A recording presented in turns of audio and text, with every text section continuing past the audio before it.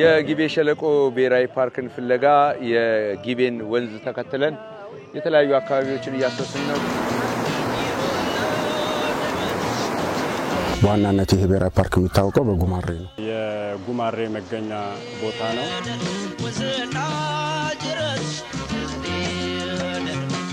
በተለይ እነዚህ ትልልቅ ፏፏቴዎችን ወደዛ ተንደርድረው በሚሄዱበት ሰዓት ላይ የሚፈጥሩት ፏፏቴ ለፓርኩ ሌላ ውበት የሚሰጥበት ሁኔታ ነው ያለው። 4 ከ5 በላይ ፏፏቴዎች አሉ። ይህ ቋሽቋሽ ፏፏቴ ነው። ጊቤን ከመቀላቀላቸው በፊት የሚሰሩት የፏፏቴ ትዕይንት በጣም አስገራሚ ነው።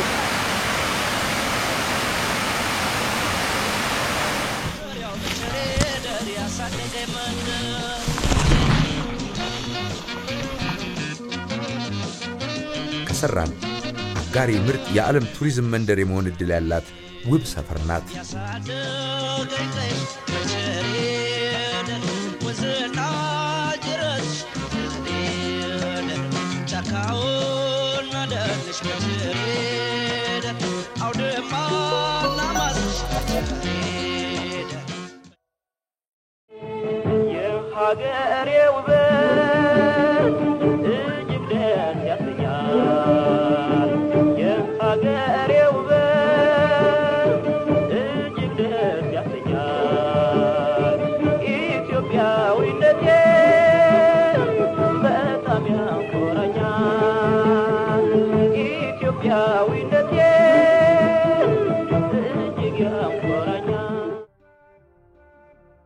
ማዕከላዊ ኢትዮጵያ ክልል ጉራጌ ዞን ጊቤ ሸለቆ ብሔራዊ ፓርክ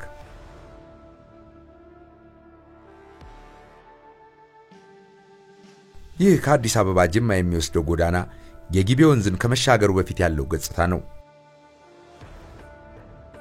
በጊቤ ወንዝ ዳርቻ ተዘርግቶ የጊቤን ሸለቆ ስነ ምህዳር ከጥፋት በመጠበቅ የኦሞን ተፋሰስ የታደገ ብሔራዊ ፓርክ ከአዲስ አበባ 178 ኪሎ ሜትር ርቀት ላይ ይገኛል።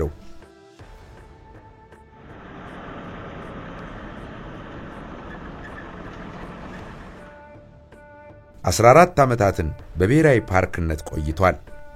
ግን ስሙ ጭምር ለሀገር ልጅ እንግዳ ነው።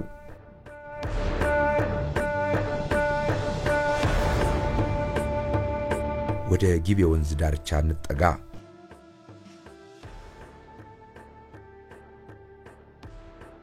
የጊቤ ወንዝ የብሔራዊ ፓርኩ የስነ ህይወት ዋስትና ነው። ጊቤ ሸለቆ ብሔራዊ ፓርክ የት ነው የሚል በስም ደረጃ ከማወቅ አንፃር በጣም ሰፊ ችግር ነው የነበረው። በዘንድሮ ዓመት ግን በሰራናቸው በተለይ ማስተዋወቅ ስራዎች ላይ ብሔራዊ ፓርኩ የት ነው የሚገኘው የሚል ነገር ሲታይ ጉራጌ ዞን ማዕከላዊ ኢትዮጵያ ክልል መሆኑ በአብዛኛው ሰው ለማስተዋወቅ ጥረት አድርገናል። ይሄ ማሳያ የሚሆነው በቅርብ ጊዜ የጉራጌ አትነት አርቲስቶች ማህበር እዚህ ድረስ በመምጣት ፓርኩ በመምጣት ከአዲስ አበባ ተነስቶ ይሄን አካባቢ የማስተዋወቅ ስራ አንዱ ሰርተውታልና ትልቅ አክብሮት ጭምር መስጠት እንፈልጋለንና ትልቅ ስራ ነው የሰሩት። ሌሎችም የጋዜጠኞች ቡድን የተለያዩ አካባቢው ተቆርቋሪዎችን ፓርኩን ለማስተዋወቅ ደፋ ቀና ያሉበት ሁኔታ ነው ያለው።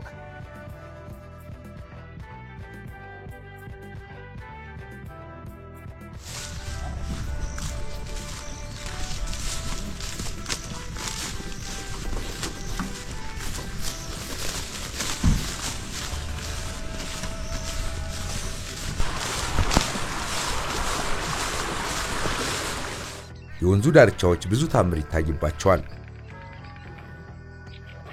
ያንን ፍለጋ ጊቤ ወንዝ አጠገብ ለመድረስ ገሰገስን። የጊቤ ወንዝ ዳርቻዎች በወፍ አዞና ጉማሬ ጎብኚዎች ይመረጣሉ።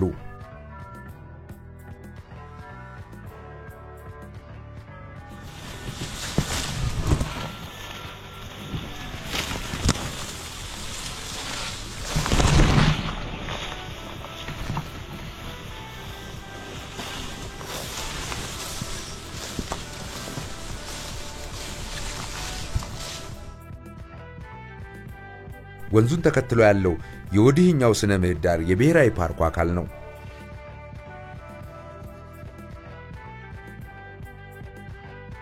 ጊቤ በክረምት መጠኑ ያይላል። የሞላው ወንዝ ዳርቻ ቆመን አሻግረን ተመለከትን።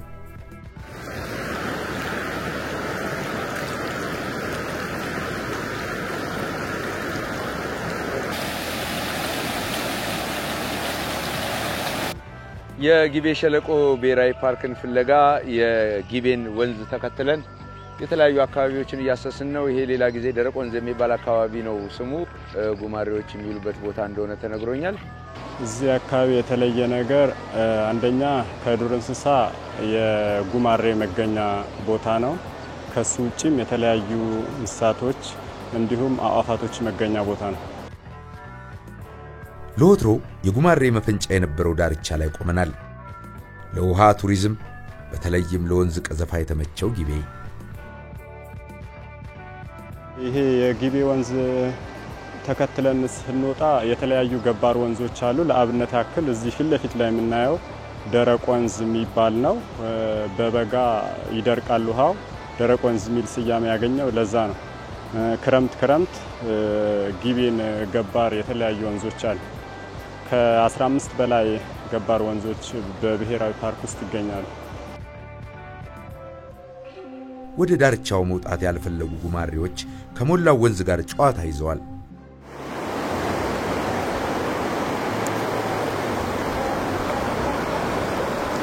ውሃ ውስጥ የሚኖሩ ደግሞ በዋናነት ይሄ ብሔራዊ ፓርክ የሚታወቀው በጉማሬ ነው። ጉማሬ አለ፣ አዞ አለ። ከዛ ውጭ ከ5 አይነት በላይ እስካሁን በተደረገ ጥናት ከ5 አይነት በላይ የአሳ ዝርያዎች ውሃ ውስጥ ይኖራሉ።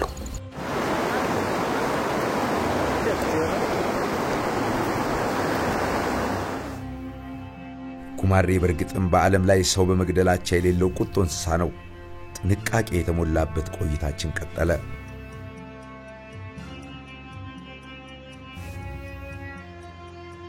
የብስ ላይ ከሚኖር እንስሳ ጉማሬን የሚበልጠው ዝሆን ብቻ ነው። የውሃ ፈረስ ሲሉም ይጠሩታል። እስከ 1.4 ቶን ድረስ ይመዝናሉ። 1500 ኪሎ ግራም ድረስ ማለት ነው።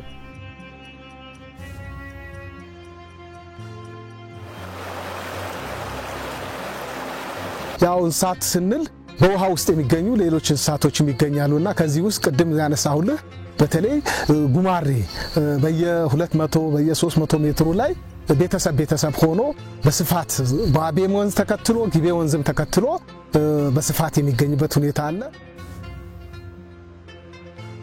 ቀን በውሃ ውስጥ ውለው ሌሊት ሳር ለመጋጥ የሚወጡት ጉማሬዎች ይህ ቦታቸው ነው። አንድ ጉማሬ እስከ 50 ዓመት የመኖር እድል አለው። የበለጠ ለማየት ወደ ወንዙ ቀረብኩ። እዚህ ጋር በቀላሉ በተለይ በወፍ ደረጃ ከኢንደሚክ ሬድ ቢልድ ፒቲሊያ፣ አቢሲኒያ ዋክስ ቢልድ፣ አቢሲኒያ ግራውንድ ሆርኒብል፣ ብላክ ዊንግድ ሊፍ በርድ እና የሎ ትሮትድ ሲዲተር ከኢንደሚክ ሲሆን ከሱ ውጪ የተለያዩ አዕዋፋቶች መገኛ ቦታ ነው።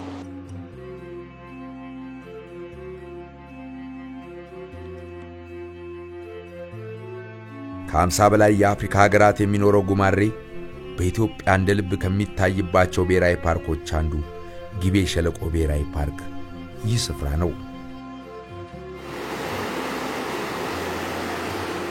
ተሳቢ የዱር እንስሳት ዘንዶ አለ፣ እባብ አለ፣ ቅድም ያልኩት አዞም ጭምር ያው ከተሳቢ የሚመደብ ነው። እነዚህም ጭምር በውሃ ውስጥ የሚኖሩ አሉ። ከውሃ ውጭ በሁለቱም ደግሞ አምፊቢያን ውሃ ውስጥም ከውሃ ውጭ የሚኖሩ ተሳቢ እንስሳትም ጭምር ፓርክ ውስጥ ያሉበት ሁኔታ ነው ያለው።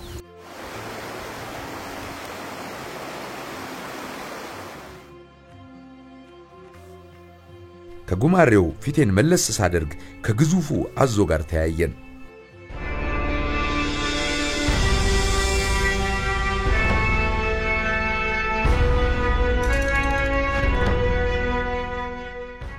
የብሔራዊ ፓርኩ ስካውቶች አብሮነት ስላልተለየኝ በነጻነት ጉብኝቴን ቀጥያለሁ።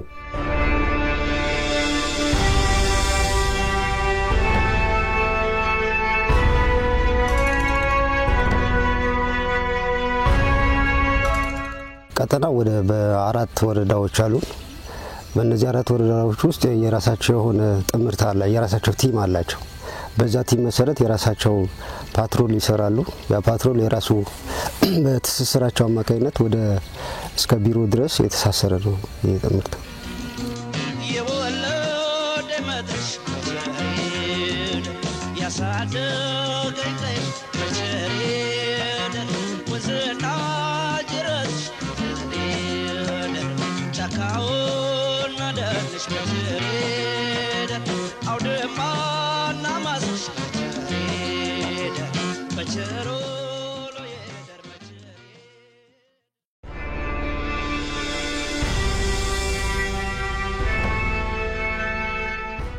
በሌላኛው የጊቤ ወንዝ ቀጠና ወደ ሌላኛው የፓርኩ ክፍል ለመድረስ ወንዙን ተከትለን ዞርን።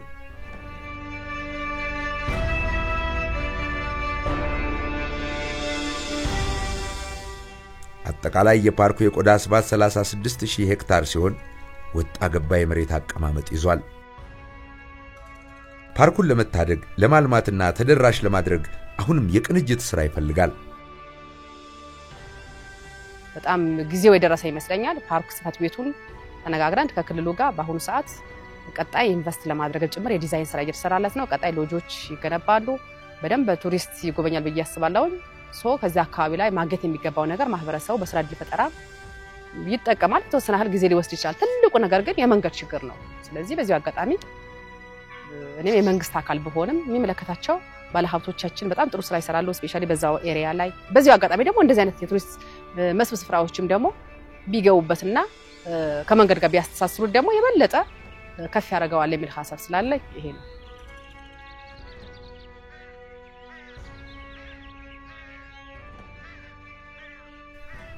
ይሄ ሌላው የጊቤ ወንዝ ዳርቻ የፓርኩ ክፍል ነው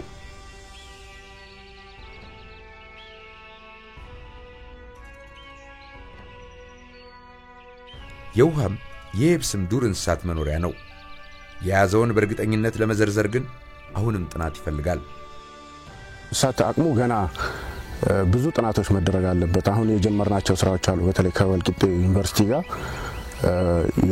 የዱር እንስሳት ጥበቃ ዲፓርትመንት ጋር ከነሱ ጋር በመቀናጀት የተጀመሩ ጥናቶች አሉ ከዛ ውጭ ከወልቂጤ ዩኒቨርሲቲ ከአዲስ አበባ ዩኒቨርሲቲ በሁለተኛ ዲግሪ በሶስተኛ ዲግሪ እዚህ ማሟያ ጥናት ሊሰሩ የሚመጡ ተማሪዎች አሉ ከነሱ ጋርም ጭምር ዱር እንስሳትም እየለየን ነው እጽዋትም እየለየን ነው ገና በርካታ ስራዎች ይጠብቁናል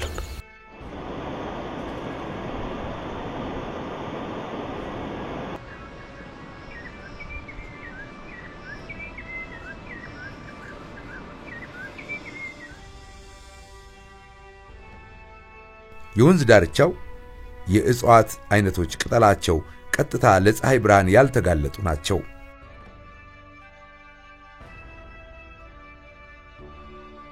በማዕከላዊው የፓርኩ ቀጠና ከተመለከትኳቸው የእጽዋት አይነቶች እዚህ ማያቸው ይለያሉ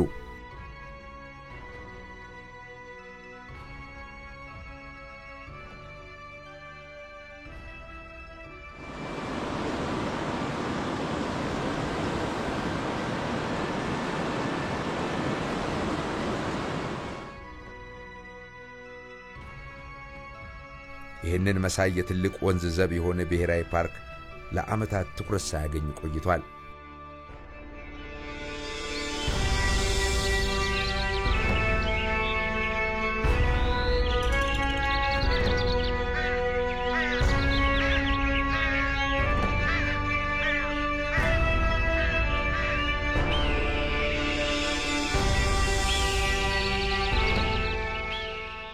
ትኩረት አንፃር ያው ነቱ ስንነጋገር ከዚህ በፊት በነበረው ሁኔታ ላይ ፓርኩ እንደ ፓርክ ተከልሎ ቁጭ ከማለት ውጪ ውስጡ ከማልማት አንፃር የተሰሩ ስራዎች በጣም ደካማ ነበሩ በቅርብ ጊዜ ግን ማዕከላዊ ኢትዮጵያ ክልል ተመስርቶ ወደዚህ ከመጣ በኋላ ጉራጌ ዞንም የክልሉ አመራሮች ባህል ቱሪዝም ቢሮም የዞን አስተዳደሩን ጉራጌ ዞን አስተዳደርን በጋራ በመሆን በተደረጉ ሰፊ ውይይቶች ፓርኩን አሁን ባለው ሁኔታ ላይ በተለይ ህገወጥ ወረራውን በኢንቨስትመንት ከመስጠት አንፃር የነበሩ ፓርኩ ከመውረር አንፃር ሰፊ ስራዎች ነበሩና እነዚህ ነገሮችን በጋራ በመስራት አሁን ባለው ሁኔታ ላይ ባለበት ለማቆም ስራ ተሰርቷል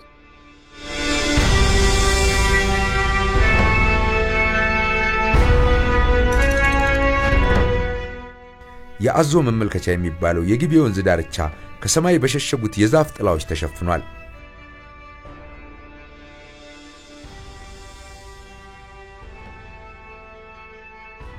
ፓርኩ በአንጻራዊነት ትኩረት እያገኘ መጥቷል።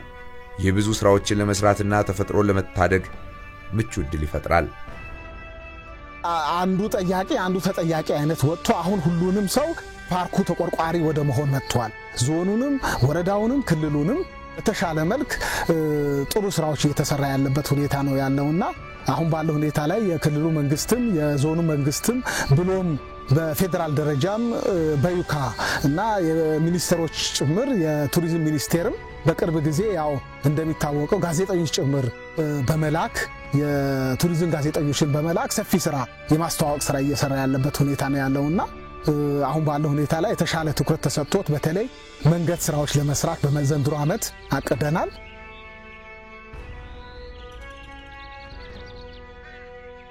ጊቤ ሸለቆ የጊቤ ወንዝ ዳርቻ ማራኪው ብሔራዊ ፓርክ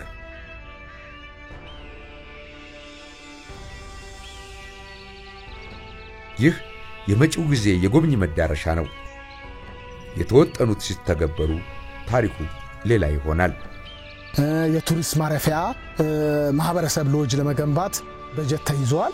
ስለዚህ በዘንድሮ ዓመት ላይ አንዳንድ ስራዎች ለመስራት አቅደን ወደ ተግባር እየገባን ያውና ከነበርንበት አሁን ባለው ሁኔታ ላይ ትንሽ የተጀመሩ ነገሮች ሲታይ ተስፋ ሰጪ ነገሮች አሉ የሚል ነገር ለማንሳት ነው።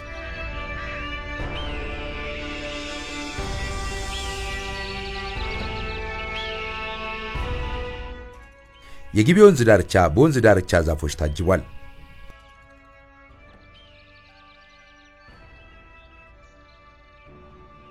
ጊቤ ወደ ኦሞ ሲገሰግስ እዚህ ተፈጥሮን በሚጠብቅ ባህል በደን ታጅቦ ይሸኛል።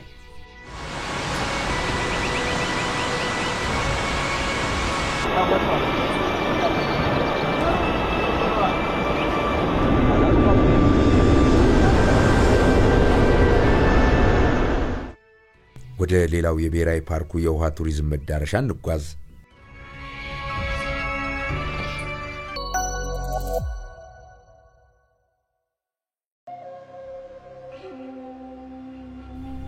ቻ ወረዳ ገረምቦ ቀበሌ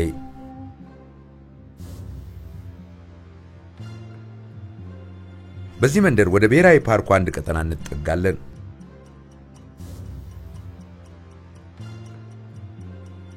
ይህቺ ትንሽና ውብ የጉራጌ መንደር በፏፏቴ ዜማ ስትደንስ የኖረች ባለጸጋ ናት።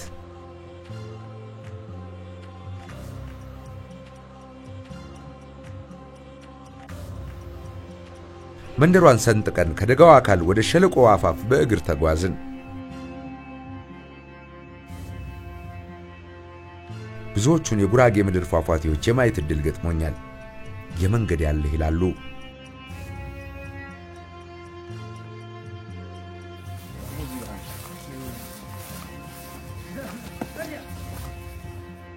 እስካሁን የተጓዝንበት መንገድ ለጉዞ አስቸጋሪ ባለመሆኑ የምንደርስበትን በናፈቀ ልብ ገሰገሱ።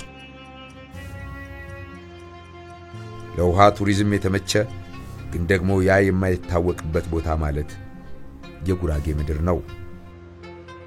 እንግዲህ የውሃ ቱሪዝም በርከት ያሉ በብሔራዊ ፓርክ ውስጥ ለግቤ ዋናው እንግዲህ ያው ብሔራዊ ፓርኩ ከስሙ መነሻው እንትን ስንል በግቤ ወንዝ ላይ ተንተርሶ ነው የብሔራዊ ፓርኩ ስም እንትን የተባለውና ራሱ ግቤም እንዳለ ሆኖ ሌሎችም ገባር ሆኖ ለግቤ 12 ያክል ወንዞች አሉ ወደ ግቤ የሚፈሱ። የጊቤ ሸለቆ ብሔራዊ ፓርክ ለውሃ ቱሪዝም የተመቸ መዳረሻ። በእርግጥም ከጉራጌ መንደሮች ተነስቼ በዋቤ ላይ እስከ ጊቤ ተጉዣለሁ።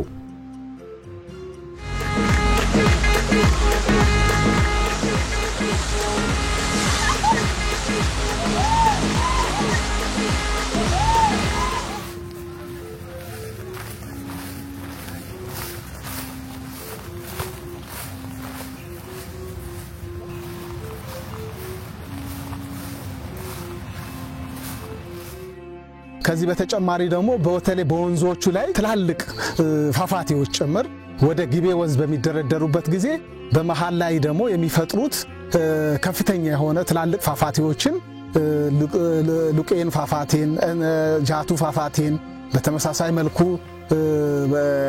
ያየነው በተለይ ቋሽቋሽን ፏፏቴን በተለይ እነዚህ ትልልቅ ፏፏቴዎችን ወደዛ ተንደርድረው በሚሄዱበት ሰዓት ላይ የሚፈጥሩት ፏፏቴ ለፓርኩ ሌላ ውበት የሚሰጥበት ሁኔታ ነው ያለውና ከነኛ ውብ ፏፏቴዎች አንዱ ጋር ለመድረስ ቁልቁል መገስገሱን ቀጠልኩ።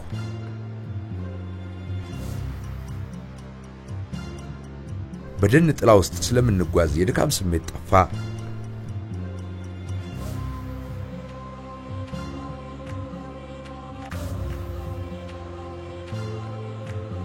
ዊንቄ ወንዝ ዳርቻ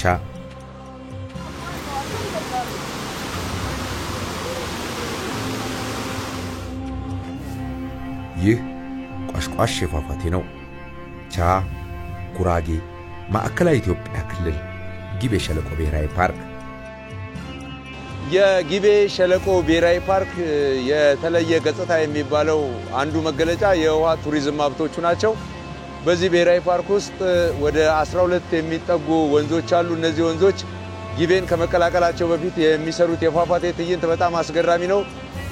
ይሄ የዊንቄ ወንዝ እዚህ ጋር የሚሰራው ድንቅ ትዕይንት እንደምትመለከቱት በተለይ ደግሞ በክረምት ወራት እጅግ የተለየ ነው። በበጋ የራሱ ክፍልፋዮች አሉት። ድምጹንም ጤሱንም ውበቱንም የምታዩት ነው።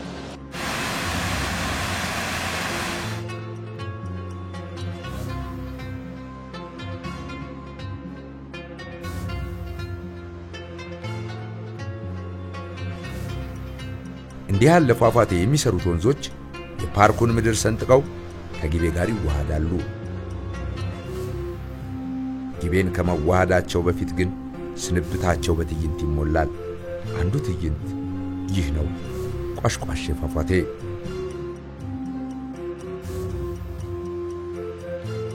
በውስጡ በተለይ በብሔራዊ ፓርክ ውስጥ ወደ ጊቤ ከሚሄዱ ወንዝ የሆነው አንደኛው ወንዝ ማዕከል ላይ ነው የምንገኘውና አንዱ ይሄንን ፏፏቴ ፈጥሮ ወደ ጊቤ ከሚንደረደሩ ወንዞች ሐራም የሚባለው ዊንቄ ከሚባለው አንዱ ወንዝ ላይ ነንና አሁን የምንገኘው ግን ቋሽቋሽ ፏፏቴ ላይ ነን የሚለው ነገር ለማንሳት ነው።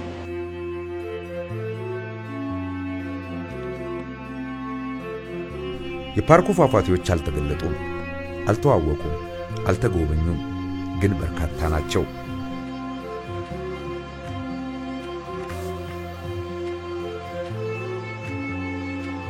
ጊቤ ሸለቆ ብሔራዊ ፓርክ ይሄ ብቻ አይደለም። ሌሎችም እነ ቋሽ ፏፏቴም ወደ 8 የሚሆኑ መንታ አይነት የሚፈሱ ፏፏቴዎች ያሉት ነው። ከ4 ከ5 በላይ ፏፏቴዎች አሉ። ስለዚህ ይሄንን በአሁኑ ሰዓት በጣም ጊዜው የደረሰ ይመስለኛል።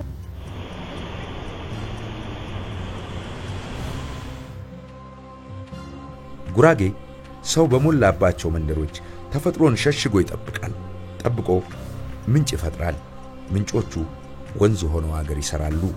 ጊቤ ሸለቆ ብሔራዊ ፓርክ የሚጠበቅበት ብቻ ሳይሆን የሚጎበኝበት ብዙ ምክንያቶች አሉት።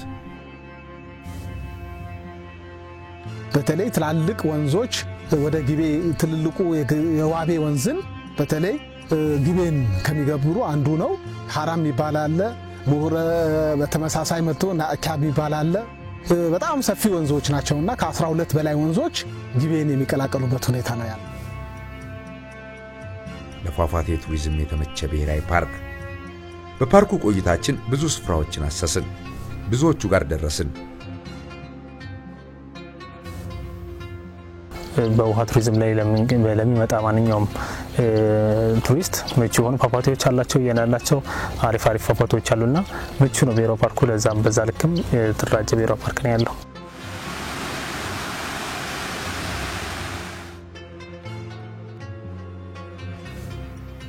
ከዚህ በላይ ቢፈልጉት በሚታየው የሚያጠግብ መስህብ።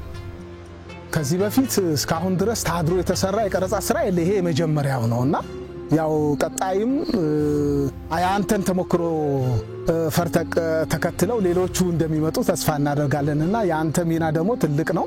ዛሬ የጀመርከው አሁንም ፓርኩ ደግሞ እርግጠኛ ነኝ እንደ ጉራጌ ማህበረሰብም ያንተ ያለው ክብር ትልቅ ነው። ዛሬም የመጣ በዚህ ደረጃ ላይ ፓርኩ ለማስተዋወቅ ያደረከው ያለው ነገር ትልቅ ነውና አድረህ ውለህ ነው እንግዲህ 3ኛ ቀናችን ነው ዛሬ በዚህ ደረጃ እየሰራን ያለ ነውና አሁንም ቀጣይም ከጎናችን ሆነ እንድታግዘን ጭምር አደራ ማለት እንፈልጋለንና ከዚህ በፊት ግን በዚህ ልክ ታድሮ የተሰራ ስራ የለም ግን ሰርቶ የተወጡ ዶክመንተሪዎችን ቢኖሩም ግን በዚህ ልክ አልነበረም የሚል ነገር ለማሳት ይህንን ጠብቆ የተጠበቀው እንዲህ ያለ የሀገር ጸጋ እንዲሆን ላደረገ ማህበረሰብ በጠበቀው ተፈጥሮ ዳቦ መብላት እንዲችል ማድረግ ያስፈልጋል። ደን ሆነው ደግሞ እንዳይቆዩ ደግሞ ዙሪያቸው አንዱ የገቢ አማራጭ እንዲሆኑ የቱሪስት መስህብ እንዲሆኑ ብዙ ጥያቄዎች ብዙ ያን ያህል ተሳክቶልና ባንልም ለምሳሌ ሎጆች እንዲገነቡ የቱሪስት ማረፊያዎች እንደዚሁም ደግሞ መዝናኛ አገልግሎት ተጠቃሚ ለማድረግ አንዱ የፕሮሞሽን ስራ ነው የምንሰራው እኛ ማስተዋወቅ ነው እንደዚህ አካባቢዎች ይሄንን ጸጋ አለ ስለዚህ ኢንቨስተሮች ባለ ሀብቶቻችን ነው አልሙ በአገር ደረጃም ያው እንደዚህ የቱሪዝም ሀብቶችን ለማበረታታት ከጠቅላይ ሚኒስትራችን ጀምሮ የሚሰሩ ነገሮች ያው እናያለን።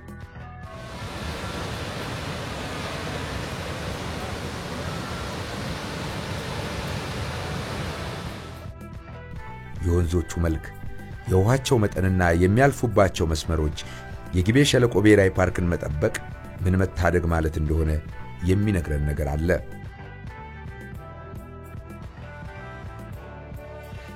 እዚህ የጉራጌ ምድር ወንዞች ህብረት ፈጥረው ከፈጠሩት ጉልበት ጋር ጊቤን ያበረታሉ።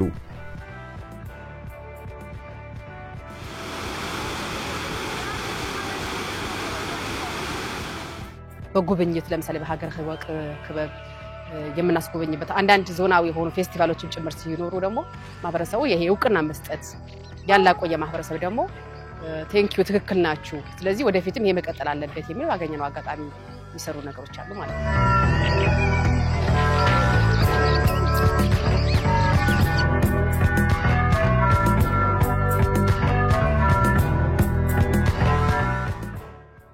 እነሆ ዋቤና ጊቤ ሲዋሃዱ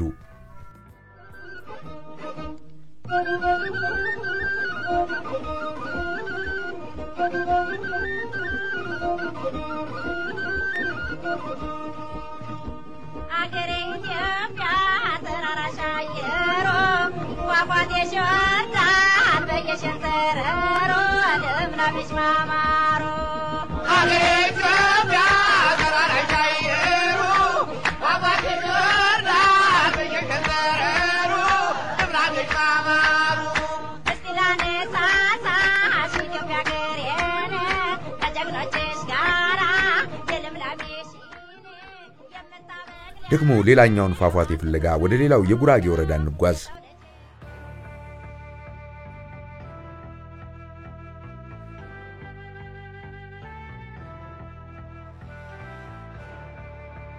እኖር ወረዳ አጋሬ ቀበሌ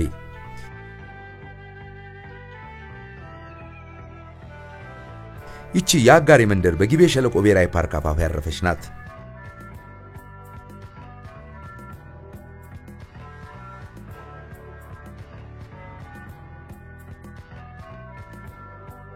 አጋሬ አሻግራ የጊቤ ሸለቆን ውብ መልክዓ ምድር ስትመለከት ኖራለች።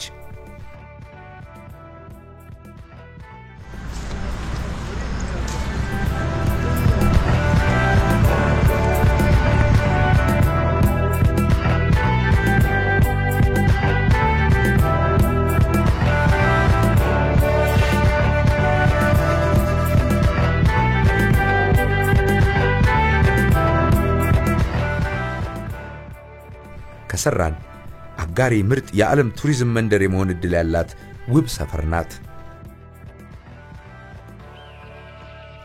እዚህ የደረስኩት ከጉዞ ተስፋ ጋር ነው።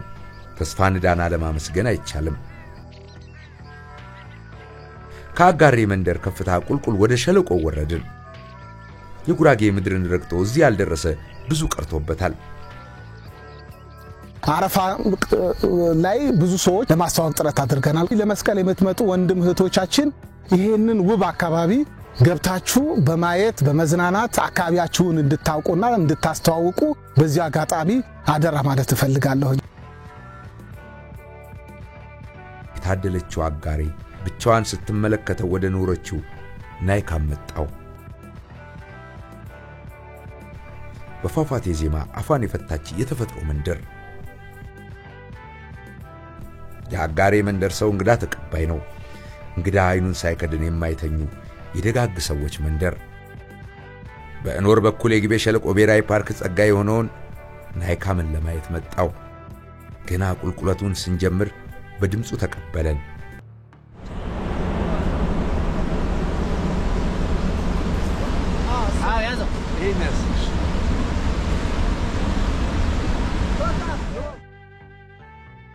እንደ ብዙዎቹ የጉራጌ ዞን ፏፏቴዎች ሲጠጉት መንገድ የሚፈልግ መስህብ ነው።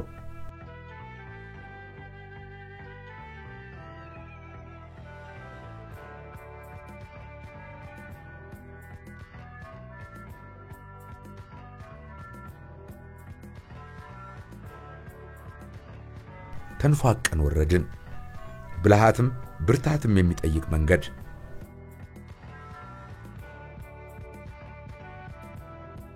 ምድሩን ለመርገጥ እየፈራው ፏፏቴውን ለማየት እየጓጓው ቀጠልኩ።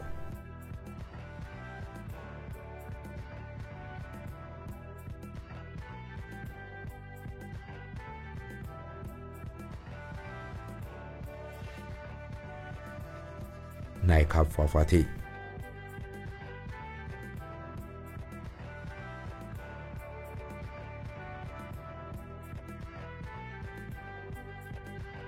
የናይካብን ውበት ምን ቃል ይገልጸዋል? አይኖቼ እንደ ጥል ተወረወሩ። ጆሮቼ የፏፏቴ ዜማ መተርጎም ቃጣቸው። አጋሪ ይህንን ስታጣጥም ኖራለች።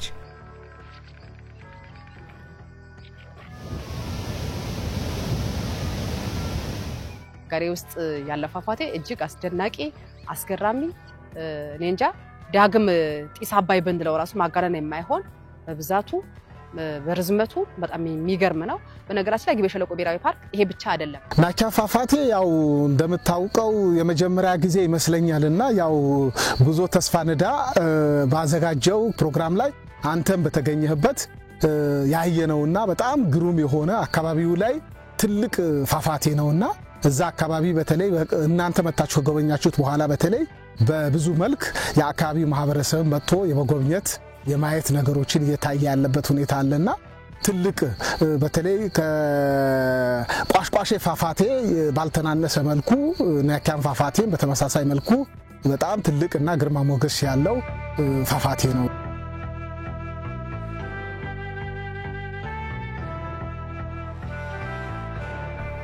ግቤ ሸለቆ ብሔራዊ ፓርክ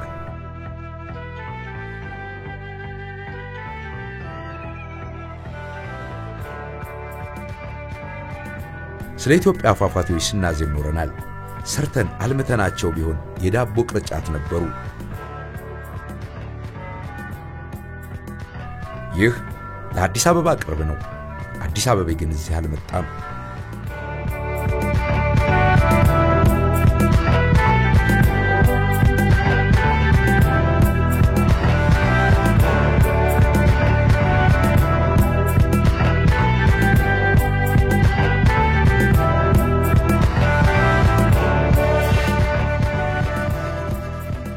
ግቤ ሸለቆ ብሔራዊ ፓርክ ምን ማለት እንደሆነ ለመረዳት እንዲህ ያሉ አይነተ ብዙ ጸጋዎቹ ጋር መድረስ ይፈልጋል።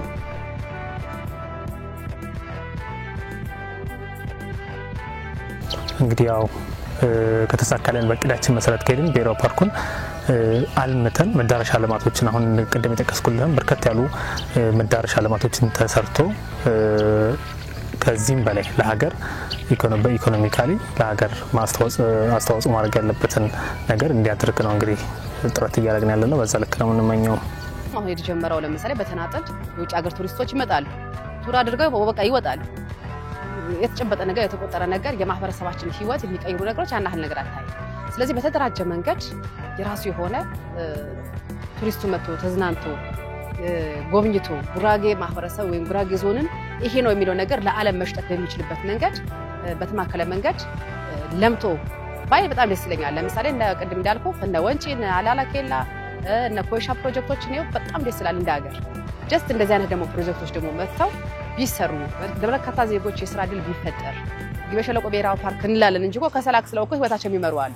የነሱ ህይወት ደግሞ በተሻለ መንገድ ደግሞ እንዲኖር ደግሞ እኔ ምኞቴ ነው። ስለዚህ እነዚህ አይነት የቱሪዝም ሀብቶቻችን የማህበረሰባችን የአኗኗር ዘይቤ ቀይረው ከጭስ ተላቀው ደግሞ በመብራት በቴክኖሎጂ ሁሉም ጋር ላይሆን ይችላል በተለይ እንደ ይሄን ፖቴንሻል ያለባቸው አካባቢዎቹ ዝም ብሎ የሚፈሱ ውሃዎችን ወደ መስኖ ተቀይረው ወደ ኤሌክትሪክ ተቀይረው የማህበረሰባችን ህይወት ቀይረው ባይ እኔም አንድ ገጠር ተወልጄ ያደኩኝ ዛሬም ደግሞ በዛው እንትን ህይወት ውስጥ ደግሞ የሚኖር ማህበረሰብ ስታይ ደግሞ ብዙ እንትን የሚልህ ነገር አለና የኔ ምኞት ይሄ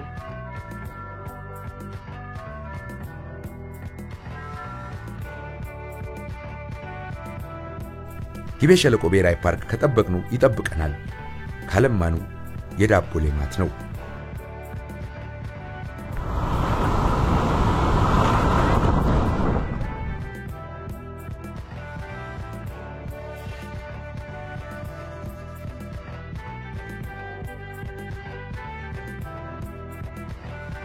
የናይካም ወንዝ ዳርቻ ጥብቅ ነው ወንዙን ተከትሎ አፈር የሚታደግ የተፈጥሮ ገላ ተመልክቻለሁ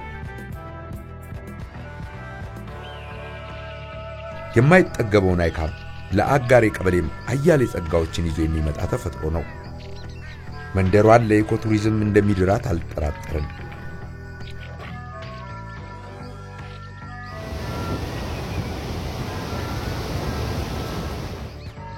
ሀገሩ እንዲሰማ መጣው ለማውቀው ለኔም ብዙ አዲስ ነገር ነበር ያየሁት ያው ትልቁ ይሄ ፓርክ ለፓርክነት ነው ለማለት የመጀመሪያ የማስተዋወቅ ስራ ሰው ማወቅ አለበት ስለዚህ ይሄ እንዲታወቅ በተለይ እነዚህ የቱሪዝም ጋዜጠኞች አንተን ጨምሮ በተለይ ዛሬም ያደረከው ያለው ነገር ትልቅ ነውና የቱሪዝም ጋዜጠኞች መጣችሁ ፓርካችንን ጎብኝታችሁ እንድታስተዋውቁ በዚህ አጋጣሚ አደራ ማለት እፈልጋለሁ በሌላ መልኩ ደግሞ በአካባቢው ያላችሁ ማህበረሰቦች እስከ ዛሬ ጠብቃችሁ ያቆያችሁት ፓርክ ዛሬ ደግሞ በተለያየ መልክ በተለያየ አካባቢ መጥተው ህዝቡ መጎብኘት ማየት ጀምሯል ቀጣይ ያሉ ስራዎቻችን የበለጠ አጠናክረን ስንሄድ አካባቢ ማህበረሰብ ተጠቃሚነቱን ሊያረጋግጥ የሚችል ስለሆነ የእናንተ ሀብት ስለሆነ እስከ ዛሬ ጠበቃችሁትን አሁንም በዙሪያችን ያሉ ስካውቶች አሉ ስለዚህ ስካውቶችን በሚሏቸው ነገር ተከትላችሁ አካባቢያችሁን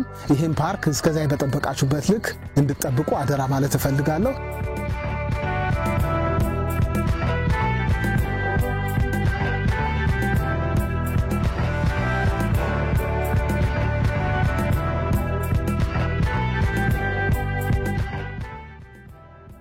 ከጊቤ ሸለቆ ብሔራዊ ፓርክ ተመልሻለሁ ሳምንት እንገናኝ ድንቅና ለምለም አገሬ በጣም ደስ ይለኛል ከሷ መፈጠሬ